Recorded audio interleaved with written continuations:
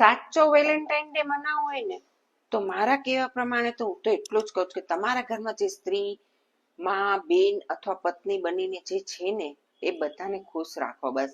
Valentine day ના દિવસે નહીં, રોજે.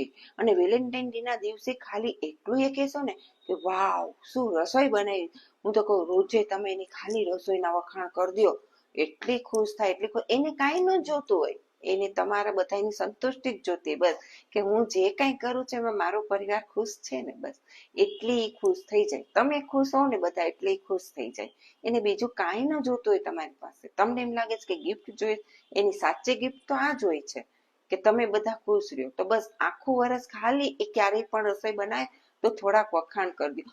કોક વખત કોઈ મિસ્ટેક થઈ જાય કોઈ પણ કામમાં, કોઈ રસોઈ છે કે તો ઘરના કોઈ કામમાં, તો કઈ વાંધો નહીં, કઈ આને જતું કરતા.